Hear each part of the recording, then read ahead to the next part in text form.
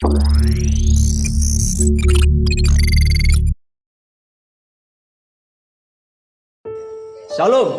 Bapak Ibu sekalian yang dikasihi dalam nama Tuhan Yesus. Kembali pada minggu pagi yang indah ini kita beribadah bersama-sama dengan jemaat Tuhan Gereja Reformasi Indonesia Bakal Jemaat Plasma 5 Ngabang.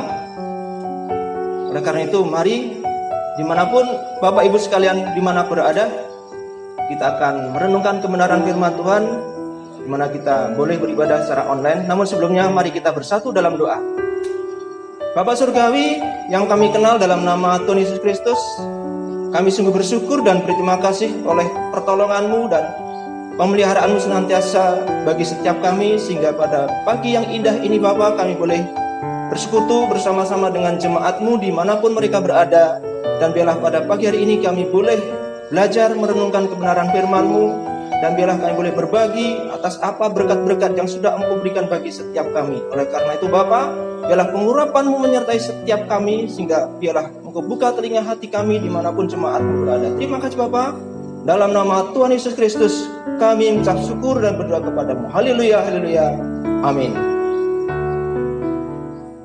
Bapak Ibu Saudara sekalian yang dikasihi dalam nama Tuhan Yesus Kristus, mari kita buka Alkitab kita. Kita akan merenungkan kebenaran firman Tuhan dari surat Rasul Paulus di Jemaat Galatia pasal ketiga ayat 27 sampai dengan 29. Namun akan saya bacakan ayat 28 saja. Demikian firman-Nya. Dalam hal ini tidak ada orang Yahudi atau orang Yunani, tidak ada hamba atau orang merdeka, tidak ada laki-laki atau perempuan, karena kamu semua adalah satu di dalam Kristus Yesus. Amin. Demikian jauh pembacaan firman Tuhan. Berbahagialah bagi setiap kita yang senantiasa membaca, merenungkan kebenaran firman Tuhan di dalam kehidupannya hari lepas hari.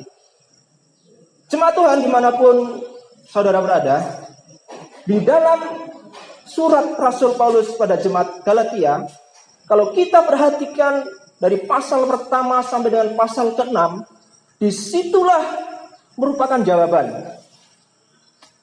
dari pertanyaan bagaimana kehidupan kekristenan yang sesungguhnya. Dan jawabannya itu adalah satu kata saja: kemerdekaan. Bapak Ibu sekalian,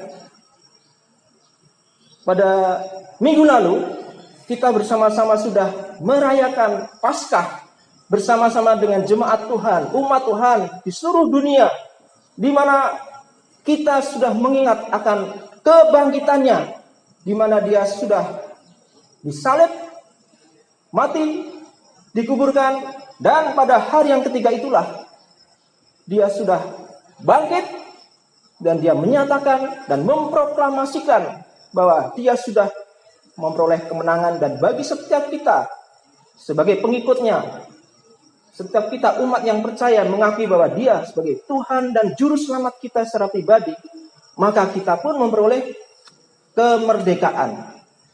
Nah, kembali pada bacaan firman Tuhan kita pagi ini dari ayat 28, maka perenungan kita pagi ini diberikan judul bahwa hak kemerdekaan setiap umat sama. Bapak Ibu Saudara sekalian, seperti halnya sebuah negara yang merdeka, maka seluruh penduduknya yang sudah dibebaskan dari penjajahan politik pada saat itu dan negara itu sudah berdiri secara merdeka, maka penduduknya ada pilihan.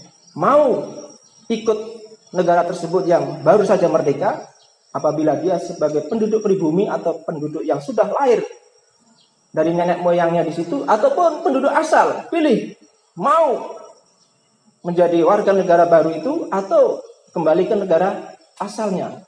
Nah, demikian juga Bapak Ibu Saudara sekalian, bagi setiap kita yang mengakui Yesus Kristus sebagai Tuhan dan Juru Selamatnya, maka kita dengan sendirinya dimerdekakan.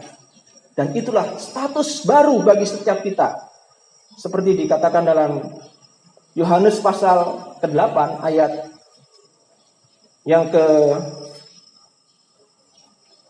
Bapak Ibu sekalian, di sana dikatakan bahwa apabila anak memerdekakan bagi kita semua, maka kita pun mendapatkan kemerdekaan itu. Jadi itulah Bapak Ibu saudara sekalian, status kita yang pertama adalah kita mendapatkan kemerdekaan. Jadi kita yang dahulu hidup di dalam hamba dosa, penuh dosa, bahkan di dalam lumpur dosa, saat itulah kita sudah dibebaskan. Kita sudah diangkat dari keberdosaan hidup kita yang lama, masuk hidup yang baru. Itulah kita semua. Bagi setiap kita yang mengakui bahwa Yesus Kristus sebagai Tuhan dan Juru Selamat, bahwa Dia sudah memerdekakan kita semua. Dan setelah kita mendapatkan status yang baru, Bapak Ibu sekalian, kita mendapatkan identitas yang baru. Seperti halnya seorang warga negara sebuah bangsa, maka dia harus punya identitas. Kita pun ada identitas yang baru. Apa itu, Bapak Ibu sekalian, identitas baru kita? Dalam Yohanes pasal 1 ayat 12 dikatakan, apabila kita menerimanya, maka kita diberikan kuasa untuk menjadi anak-anak Allah di dalam Kristus Yesus. Itulah bagian kita.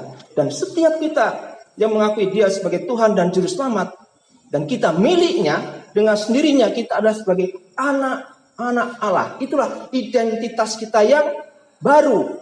Kita sudah melepaskan identitas kita yang lama. Identitas kita yang baru adalah hidup kita bisa, boleh memanggil Dia adalah Bapa.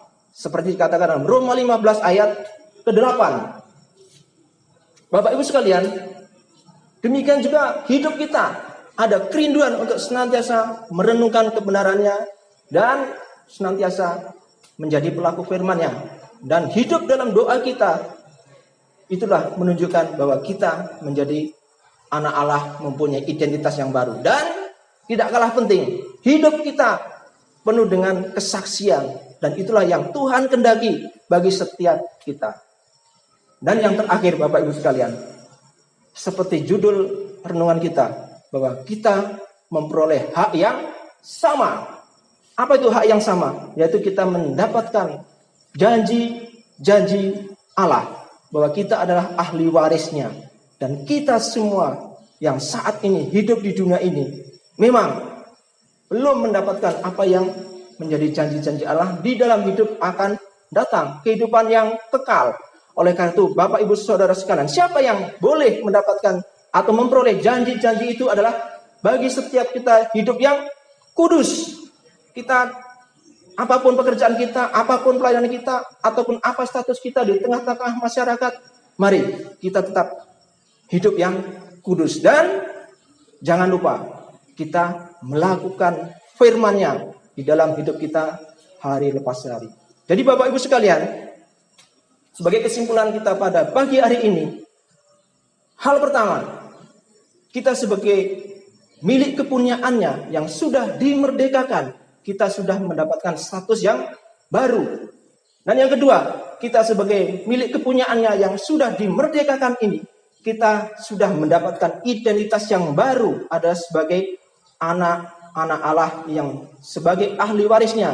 Dan Dia sudah menyiapkan janji-janjinya buat kita semua. Dan terakhir, jangan lupa bahwa kita harus menjalankan bagian kita. Apa bagian kita? Dan Allah sudah melaksanakan bagiannya. Dan Dia sudah mengorbankan anak yang tunggal, mati di kayu salib untuk menebus dosa-dosa kita. Dan Dia sudah bangkit menyiapkan tempat bagi kita semua. Demikian Bapak Ibu Saudara sekalian, renungan kita pada pagi hari ini. Mari kita bersatu di dalam doa. Bapa di dalam surga, kami bersyukur, kami berterima kasih untuk penyertaan dan pertolongan-Mu senantiasa bagi setiap kami, terlebih-lebih jemaat-Mu dimanapun mereka berada. Kami bersyukur dan kami serahkan dalam tangan kasih-Mu Bapa, penyertaan-Mu senantiasa dalam kehidupan mereka di dalam hari lepas hari. Terlebih-lebih Bapa, Biarlah hari-hari ini sekalipun kami di dalam ibadahnya secara rumah tangga masing-masing atau secara online, Bapa, kami serahkan dalam tangan kasih-Mu, pengurapan-Mu senantiasa menyertai kami dan juga mereka yang mendengarkan firman-Mu, kami serahkan dalam tangan kasih-Mu, Bapa. Berkat-berkat-Mu menyertai setiap mereka, penyertaan-Mu dalam keluarga mereka masing-masing, apapun aktivitas mereka, kehidupan mereka. Inilah Bapa doa permohonan kami, ucapan syukur kami, hanya dalam nama Tuhan Yesus kami ucap syukur dan berdoa kepada-Mu. Haleluya. Amin.